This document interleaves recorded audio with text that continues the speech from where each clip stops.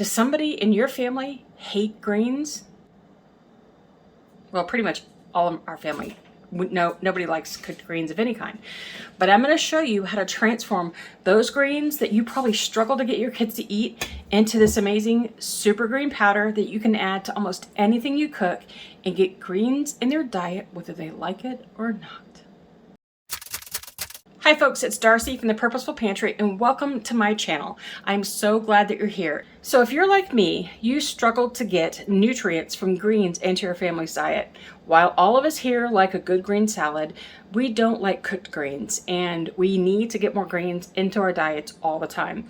And in the winter, when you struggle to find things to eat that way, you can still have this really great super green powder that you can add to almost anything that you cook and add that nutrition. So how do you make it? Let's get started. So of course, you need to wash your greens before you start. We're starting here with some dandelion that I bought because yes, you can buy dandelion greens and greens that we pulled from our backyard. I'm washing them in about a 50-50 solution of water and vinegar.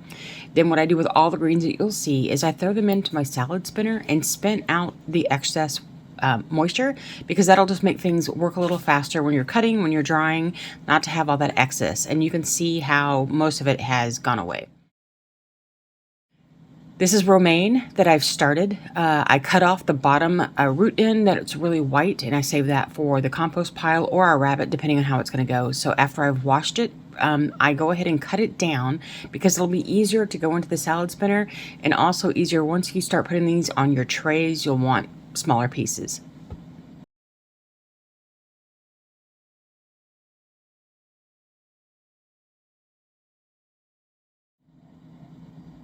Now, of course, I'll put a link down below to the salad spinner, but I love this thing because it does so much for dehydrating and if you're working with food, prepping it for a meal. And what you can see here is how dry those leaves get, then how much water is left in the bottom of the bowl just from that one set of greens. So I'll be using both my SAHARA dehydrator and my Kasori dehydrator today. So here's the SAHARA trays pulling out to put the romaine leaves on. So basically all you're going to do is just lay your leaves out onto a tray and you can pile them. It's not like doing fruits or vegetables where you have to make sure there's plenty of space in between everything. You're going to just start piling things on in probably not more than about 2 inches deep because once greens start drying, they shrink up a lot, I should say. And so you can actually pile things, and as they shrink, they'll start making space. So, but you don't want like big piles, because then you need to have things be able to shrink down and make space and air get around everything. So you can see about here, that's about as much as I'll do, and they'll start separating out as they dry. All right, next we're going to start with some curly kale. Kale is a really deep green vegetable that is great for doing any kind of super green powders because there are so many nutrients in this thing.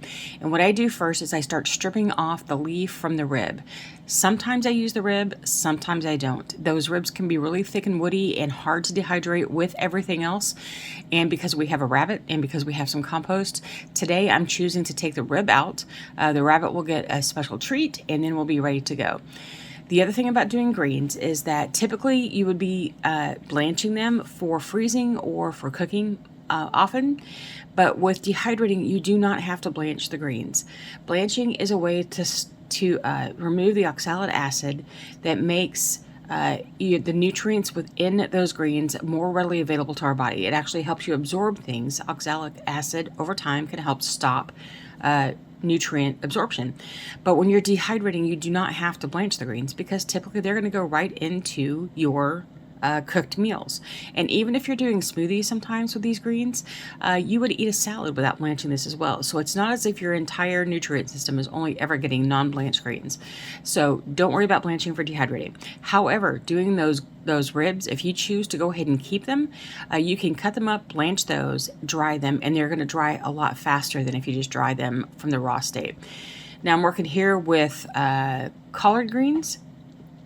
The same thing. I'm stripping off the leaf from the rib to make drying easier and more efficient.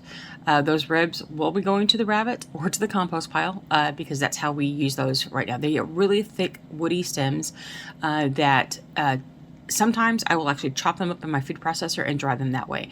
But for today, we're going to have full dehydrators just for this session. So I didn't do those. So again, I'm going through and chopping these well so that it makes it easier to put them onto the dehydrator trays and just making sure they have enough space to move. And if you want a recipe for doing greens of any kind, I've got a link down in the description box below and in the iCards where you can print off the printable instruction sheet on doing green powder on my website in the description box below. So now we're going to use some beet greens. I'm going to cut off the beet root and then put those aside for a meal later and cut up these greens after I have rinsed them off. You can use any kind of edible green from beets, turnips, mustard greens, collard greens, kale, spinach, pumpkin leaves, squash leaves, sweet potato leaves, any kind of edible weed that you get in your yard. I can leave you a list of those in the description box down below, the most common ones that you can find in many places. Then you can use spirulina, you can use moringa, whatever green that you like to eat typically can be used to make super greens. And you'll see here, I'm even using salad mixing. It's just basically, it's like baby greens, spinach, some red leaf lettuce. I don't remember what else is in there, but this is just basically a lettuce box that I bought for meals that I know we're not going to get through before it goes bad, so I just throw it on the dehydrator because even lettuce can go in your dehydrator. Now, of course, you want the darkest greens that you can get because dark greens equals more nutrients than the light colored greens. Like iceberg lettuce to me is not worth dehydrating ever because there's just not enough in it, but these greens in this package work well. Now here's a great tip I don't want you to miss, especially in those machines that don't have a lot of clearance between trays. You can take a fruit leather sheet or a mesh and put it on top of your greens and press them down to slide them into your tray. You can leave the mesh on there, it's not going to affect anything, and in fact it actually can help from those leaves being blown out into your dehydrator. So use that tip to help manage your trays. I know that when I first started, when I was with my Excalibur, I would take out every other tray in order to make room for those greens. You don't have to anymore. You can just put that mesh sheet on top, press everything down, slide it in, and it will all fit, and you can keep all of your trays. So this is a curly red leaf kale that I picked up. I actually went to Whole Foods the day I knew I was going to film this and went and bought a bunch of greens to see what they had that are different than my typical grocery store carries. And yes, you pay a little more, but it was just a fun experiment to see everything they had available. And the one thing that they didn't have were carrot greens. That's what I was really looking for too, because you can do carrot tops, radish tops. Often I will grow a lot of radish in the spring, specifically for the greens, not necessarily for the radish. So we let it grow enough to get the greens going, harvest the greens, and then let the greens grow again. And the radish root never gets very big. So see here again, I'm using that tip. Use that mesh. Can your dehydrator do this?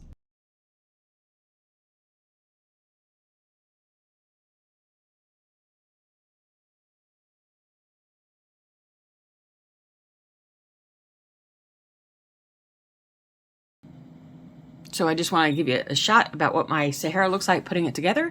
So we're going to dehydrate these at about 110 Fahrenheit, which is about 38, 40 as far as Celsius goes. And you want to do these at a low temperature because you want to keep all the nutrients that you can. While typically you would be told to do greens at 125. As a vegetable, I choose to do them lower, usually at 95, but I'm going to go ahead and do them at 110 because I'm trying to get through a ton of this in this week, so I want them to go just a little bit faster. So here's the finished product. This is what your greens should look like. I didn't take them out to show you the crunch, but they will fall apart when you pick them up and crumble them in your hand. They should completely fall apart.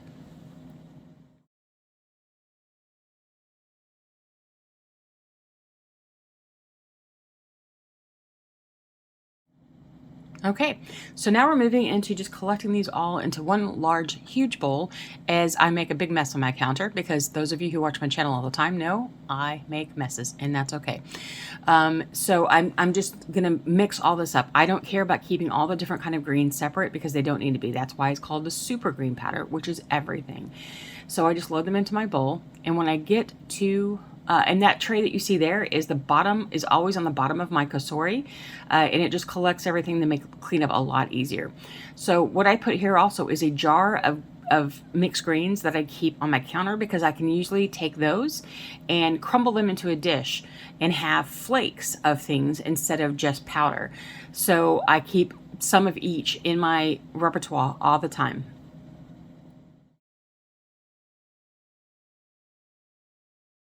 So here I'm just pushing these down because I know I'm going to break them up in the end anyway, just to make a little bit more room in the bowl to collect everything at once.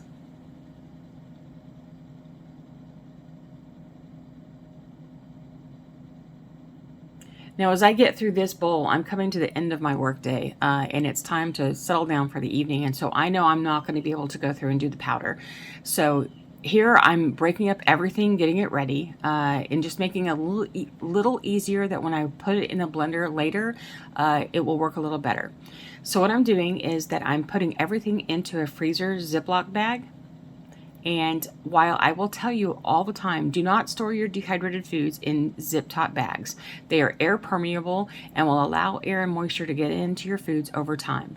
But for a very short term, this is fine if you just need to process through things. I didn't have extra jars. I didn't have extra, I didn't want to break out a bunch of small jars, and I didn't have any more of the big half-gallon size jars left. So knowing that I'm going to start this again the next day, I just went ahead and put this into a zip top bag to protect it overnight so that it didn't collect moisture from the air if I had left it in the bag and just put something over the top.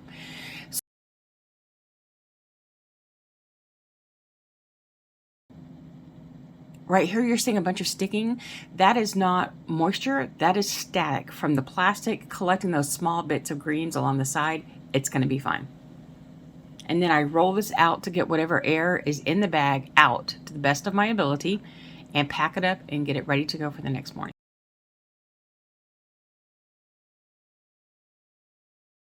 Okay, so what we're doing next is we're making green powder. Okay, this is what I use to put into everything I cook. It goes into meatloaf, it goes into taco meat, it goes into spaghetti sauce, it goes into pancakes, it goes into brownies, it goes into whatever I'm cooking, eggs. It just goes into anything. I usually start with about depending on the dish that you're using and until you get used to using it, I would start with a very small amount, like maybe a teaspoon, and then just work your way up until you notice a color change, or maybe somebody notices, hey, this kind of tastes green. Then you might have added a little too much. There is no specific ratio of what you should use in what dish, because you're going to just learn how it works for your food.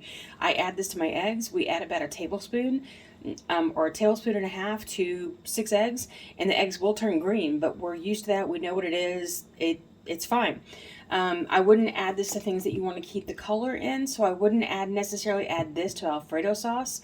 But you know, if it's a darker dish, then you can do that. So I also store whole like this, because then what I can do is just take out a bunch, crunch it up a little bit, and throw it into a dish that I want to add flakes to. So maybe in Alfredo, I would add some flakes to make it kind of like a spinach Alfredo. Okay, I would do something like that, but I wouldn't necessarily just do green, because it will turn the sauce green versus having green flecks in the sauce. If that helps you make a decision. So what we're going to do is we're taking the greens that I did yesterday. And no, I did not condition these. Here's the caveat about conditioning. With greens, if you're not using the big thick stems, you know if these are dry or not. If they all crunch, whatever. But as you're new, if you're new to dehydrating, always condition your food before you do anything else with it, because you don't have the experience yet to know if things are dry or not. So I will leave a link right down below and here in the iCards about conditioning, because you want to do it correctly. All it does is allow you to make sure that things are equally dry and that they're fully dry. Okay, so we're going to go ahead and powder this. And typically I would tell you keep things whole until you need them. So powder enough things for 1 to 2 months and keep the rest whole because it will store for longer that way. However, with green powder, we go through so much of it. I do large amounts like this. I do large amounts like this because we process through it. And also I'm working on Christmas gifts, so one of them will be a small jar of green powder for people in the little seasoning packet that we're planning on giving them. So here we go. I'm going to empty this into, oh, where is the top?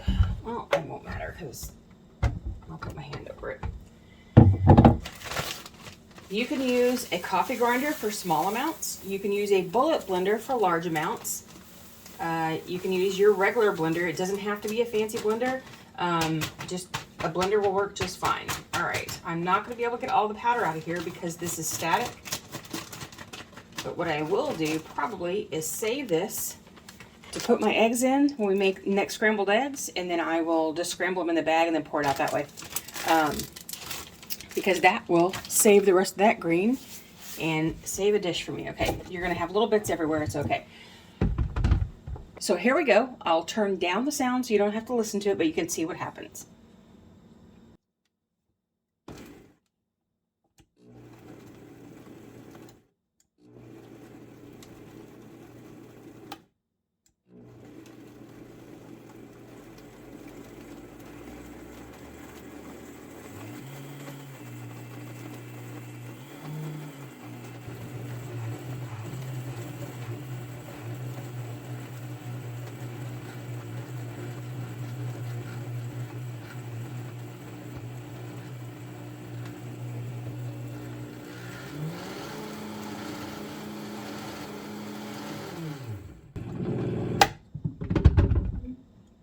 Okay.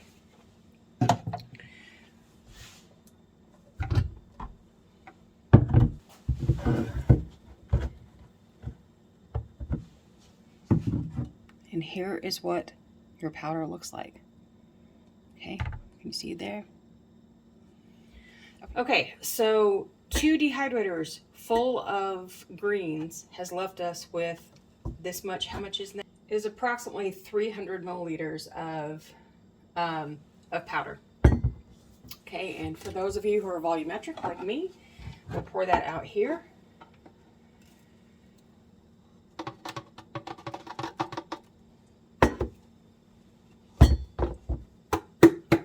So that gave us approximately 1.5 cups of condensed greens. Okay, don't look at this as that's all you got, because this is condensed green vitamins and fiber down into, because you know how greens just take up so much room. So this is a completely condensed version of that. So I'm going to use, I have a little art brush that I use to clean out my appliances to make sure I get all the powder. Okay, so we have just shy of 1.5 cups of green powder, just like that. Now, how would you use this? You would use 1 tablespoon of this is approximately equal to a couple of cups of fresh, because normally your generic ratio for doing dehydrated foods is 1 cup fresh equals 1/4 cup dried versus 1 tablespoon powdered. But because you can't really get a really good fresh 1 cup, I equate this to about 1.5 cups to 2 cups of fresh, because by the time you try to shove it down into a cup to get the right amount, it kind of comes back up. So 2 loosely packed cups of fresh equals about 1/4 cup of dried, depending on if you crush it down a lot or if you just kind of leave it as it is, because the way that this is, you don't get a really good exact amount. So unless you measured out just a specific amount up front and then, you know, just did it that way. So what I would do with this is a tablespoon or so goes into a dish like meatloaf. That way you've got about 1.5 cups, 2 cups worth of fresh greens in your meatloaf. Okay, now that we have our green powder, what we'll be doing next typically is conditioning your powder. And I'm not going to do it for you on camera right now because I'll show you in a video in the iCards right here, and I'll link it down below on how to condition powders. But I'll walk you through the process talking to you. Okay, so normally what I would do is lay this powder onto a lined cookie sheet. You can line it with fruit leather trays, you can line it with Silpat, you can line it with parchment. And then we're going to put it into a warmed oven that's like turned on to preheat at the lowest temperature, and then you turn it off. For most electric ovens, if you have a gas, you can just put it in, and the pilot light will take care of it. And then you're going to let it sit there for about 15 or 20 minutes, and then you're going to pull it out, let it cool off, and then go ahead and put it in a jar. You want to store it in a jar that is the right size for the volume of powder that you have. So typically, if I were to store just this powder, I would have put it in a much smaller jar, probably a pint jar. But because I know I'm about to process even more of this, because I'm giving this as a gift, one of the gifts of a little seasoning packet I'm giving for Christmas, I'm going to go ahead and just keep refilling this jar. Then I'm going to condition it all at once, because I don't want to do it over and over in small batches. There's no need to heat my oven like that. So I'm going to wait till it's finished. It'll be probably about another week by the time I get it all done. Then I'm going to go ahead and condition it in the oven, and then I'll get it ready to go give as gifts. What I plan on doing is giving it in little jar sizes like this that I keep my spices in, because I know not everybody will know what to do with green powder, but I'm going to give it to them, and then I can help them create more of their own. So here you go, super green powder that's perfect for adding to smoothies, although it doesn't give you the bulk of adding something fresh in there as far as fresh greens. It still gives you the vitamins, the nutrients, and the fiber just in a smaller amount. And you just add it as a nutrient boost to anything that you're already doing. So here you go. Now, if you want to learn another way to use this super green powder, I'm going to link you right here to how to make vitamin supplements out of them on your own. And until I see you again next time, happy dehydrating.